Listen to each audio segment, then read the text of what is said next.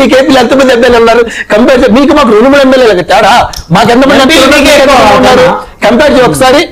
AP వరకు compare చేయి. నువ్వు ఓటు బ్యాంకు ఆ 40% ఓటు బ్యాంకు ఉన్నా కానీ రేపు నీకు మళ్ళీ ఎన్నో సీట్లు వస్తాయి కదా. మళ్ళీ నువ్వు జగన్మోహన్ రెడ్డి గారు వెళ్ళి ఈ నారా చంద్రబాబు నాయుడు గారి దగ్గర లేదా పవన్ కళ్యాణ్ దగ్గరికి వెళ్ళి ప్లీజ్ సార్ మాకు అపోజిషన్ లీడర్ ఇవ్వండి సార్, ప్లీజ్ సార్ మాకు అపోజిషన్ లీడర్ ఇవ్వండి సార్ అడుక్కోవడమే కదా. అందుముందు మీరు చేసినే ఉంది, సాధించేదే ఉంది. అది కాక మీరు చెప్పాల్సింది మీరు సింగిల్ గా పోటీ చేయండి. మా పార్టీలు ఎలా పోటీ చేయాలో మా అధినాయకుడు మోడీ గారు డిసైడ్ చేస్తారు, లేదా మాధవ్ గారు డిసైడ్ చేస్తారు, లేదా చంద్రబాబు గారు డిసైడ్ చేస్తారు, లేదా పవన్ కళ్యాణ్ గారు ముగ్గురు కూర్చొని మేము డిసైడ్ చేస్తాం సార్. మీరేమో డిసైడ్ చేయడానికి లేదు. పవన్ కళ్యాణ్ గారు మీరు కాదు ఒకే సోదరం మేము మాట్లాడద్దు లేదు, మేము విడిపోవాలనుకోండి. పవన్ కళ్యాణ్ ఒక్క అడుగు పక్క చేస్తారు, ఆయనకు అపోజిషన్ లెటర్ వస్తుంది కదా. మీరు ఇంకా పోయి అడుక్కోవాలి కదా. ప్లీజ్ పవన్ కళ్యాణ్ బయటకు వెళ్తే అపోజిషన్ ఆయన అవుతారు కదా సార్, ఆయన అవుతారు కదా, ఆయన అవుతారు కదా. ఇక్కడ ఎన్ని ఎమ్మెల్యేలు ఉన్నాయి అన్నది మాత్రమే ఇంపార్టెంట్. 5 సబ్జెక్టులు పాస్ అయ్యి మిగతా సబ్జెక్టులు ఒక మార్కుతో ఫెయిల్ అయితే ఫెయిల్ అంటా కదా సార్. మరి ఇక అందరూ పాస్ అయిన ఫెయిల్ వచ్చి పాస్ అయ్యేటట్టు ఎలా కుదురు సార్? చూసా ఒంగోలులో ఆల్మోస్ట్ వాళ్ళు అక్కడ అభ్యర్థిని ప్రకటించినంత పని చేశారు. ఒంగోలు అసెంబ్లీ సంబంధించి అక్కడ లోకల్ గా ఇన్ఛార్జి ఆయన బాగా చేస్తున్నారు, ఈయన కొనసాగిస్తామని చెప్పారు. అదేవిధంగా అక్కడ ఉమ్మడి ప్రకాశం జిల్లా 2 ఎమ్మెల్యేలు గెలిచున్నారు, ఎర్రగొండపాలెం, దర్శి. ఆ దర్శి ఎమ్మెల్యే గారిని అయితే నేను నెక్స్ట్ ప్రమోట్ చేస్తానంటే ఇంకా మంత్రి పదవి ఇస్తారు, రేపు మేము గవర్నమెంట్ రాబోతుంది, ఇంక ఈ 3 ఏళ్ళే గవర్నమెంట్ అనే ఒక ధీమాను వ్యక్తం చేశారు.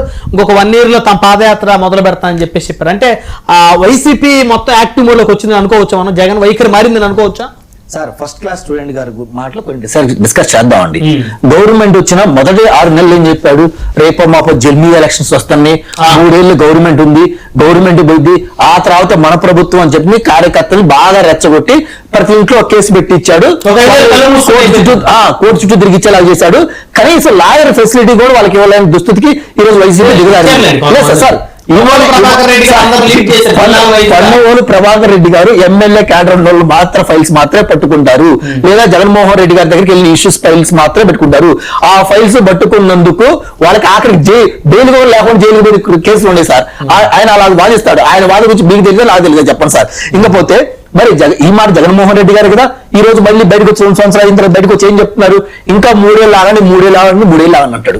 రేపు 29 ఎలక్షన్ తర్వాత కూడా ఆయన ఏం చెప్తాడంటే ఇక నెక్స్ట్ 5 years ఆగండి, మనమే వస్తాం, మనమే ముఖ్యమంత్రి అవుతాం, కార్యకర్తలకు సీఎం సీట్ తెప్పించి అన్ని సీట్లు మీకు ఇచ్చేస్తా, ఎవరు ఇల్లు పెడితే ఆ ఇంట్లో పడండి, ఆ పొలం అక్కడే వేసుకోండి, ఆ ఇల్లు అక్కడే వేసుకోండి, ఏం కావాలి చేయండి, జస్ట్ 5 years లాగని అంటాడు. అది జగన్మోహన్ రెడ్డి గారికి చెప్పే మాటలు సార్. ఎందుకు మాట అంటున్నారంటే పాదయాత్ర అన్నారు. ఎవరు అడిగారు సార్ పాదయాత్రలు ఏమని? మేము అడిగినవా? ప్రజలేం అడిగారా? ప్రజలేమన్నారు? ఇప్పుడు ప్రజలేమన్నారు? కార్యకర్తలు తీసి పక్కన పెట్టండి. మీరు నాడు సారాయంలో మీకు ఓటేస్తున్నారు, కల్తీ లడ్డమ్మిలో మీకు ఓటేస్తున్నారు, ఇంకోటి చేస్తే మీకు ఓటేస్తున్నారు. కార్యకర్తలు పెట్టండి. ప్రజలేమన్నారు? జగన్మోహన్ రెడ్డి గారు నేను మిమ్మల్ని ఎమ్మెల్యేగా గెలిపించాను కదా, మీరు అసెంబ్లీకి వెళ్ళి క్వశ్చన్ చేయండి, మీ యొక్క కాన్స్టిట్యూన్సీ గురించి మీరు గట్టిగా మాట్లాడండి, మీతో పాటు మిగిలిన 10 ఎమ్మెల్యేలు కూడా తీసుకెళ్ళండి, ముందు మీరు క్వశ్చన్ చేయండి సార్ చెప్పి మీరు ఒక అవకాశం ఇస్తే ప్రజలు ఇచ్చిన అవకాశం మీకు ఏలం చేసి నువ్వు అసెంబ్లీకి వెళ్ళిపోతుంది. మళ్ళీ పాదయాత్ర చేయడం ప్రజలు అడగలేదు కదా. నువ్వు వెళ్ళి ఇప్పుడు క్వశ్చన్ చేస్తే మా ఏమన్నా తప్పులు ఉంటే మేము రెక్టిఫై చేసుకుంటాం. మీరు రెక్టిఫై చేసుకోవడానికి మాకు ఒక అవకాశం దేవుడు ఇచ్చిన ఫీల్ అవుతాం, మీరు రెక్టిఫై చేసుకుంటూ మీరు అక్కడికి ఎందుకు వెళ్ళిపోను గాను మైకులు పెట్టుకొని గంటలు మాట్లాడతాను. అసలు ఆ మీటింగ్ చేశారు. ఆ మీటింగ్ దేనికోసం పెట్టారు?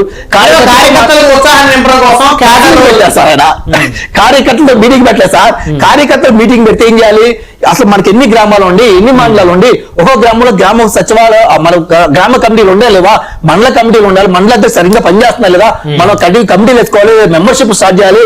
అది జనసేన పార్టీ ఇన్ఫ్లుయెన్స్ ఎత్తుంది, లేదా BJP party influence, TDP party influence ఎత్తుంది. మీరు కార్యకర్తలు ఇన్ఫ్లుయెన్స్ ఇవ్వబోతుంది కదా. మీరు కలిసి మెంబర్షిప్ పెట్టి బాబు మీరు ₹1 కట్టండి, లేదా 200 కట్టండి, 300 కట్టండి, 400 కట్టండి, మేము 200-400 డిసైడ్ చేసి మేము కాంట్రిబ్యూట్ చేసి మీకు ఇన్సూరెన్స్ ఇస్తాం.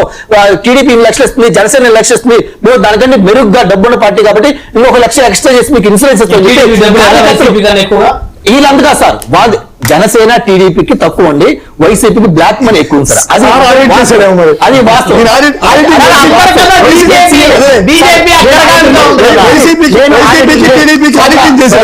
నేను ఆడిట్ ఉన్నాయి కానీ ఇప్పుడు జగన్మోహన్ రెడ్డి గారు ఏం చెప్తున్నారు? జగన్ 2.0 కార్యకర్తలకు అది చేస్తాయి. ముందు మెంబర్షిప్ ఇవ్వమని చెప్పండి సార్. మెంబర్షిప్ ఇచ్చి వాళ్ళు ఇన్సూరెన్స్ చేయమని చెప్పండి, ఇన్సూరెన్స్ ప్రొవైడ్ చేయమని సార్. లీగల్స్ స్ట్రాంగ్ గా క్రియేట్ చేసి వాళ్ళకి పట్టుకొని వీళ్ళు ఇంకోటి ఏం చేస్తారు? వైసీపీ అఫీషియల్ నుంచి కానీ వైసీపీ యొక్క పేటీఎం బ్యాచ్ నుంచి దొంగ పోస్టులు పెట్టడం జరుగుతుంది. వాళ్ళకి ఈ పెట్టండి అవి పెట్టండి పోస్టులు పెట్టడం జరిగింది. పోస్టులు పెట్టిన వాళ్ళు చాలా మంది కేసులు ఇరుక్కున్నారు, కొంతమంది భయపడి డిలీట్ చేస్తున్నారు. ముందు ఆపమని చెప్పండి సార్. మీరు కార్యకర్తలకు ఏం చేయకపోయినా పర్లేదు, దొంగ పోస్ట్ ఇచ్చి పోస్ట్ చేయొద్దు, పోస్ట్ చేయండి అని కూడా చెప్పకండి. అజ్జాలు కదా, లేదంటే బయటకు వచ్చి మేము నరుగుతాం, కొడతాం, తింటాం సార్. జగన్మోహన్ రెడ్డి గారు కత్తి పట్టుకొని బయటికి రారు, నారా చంద్రబాబు నాయుడు గారు కత్తి పట్టుకొని బయటికి రారు.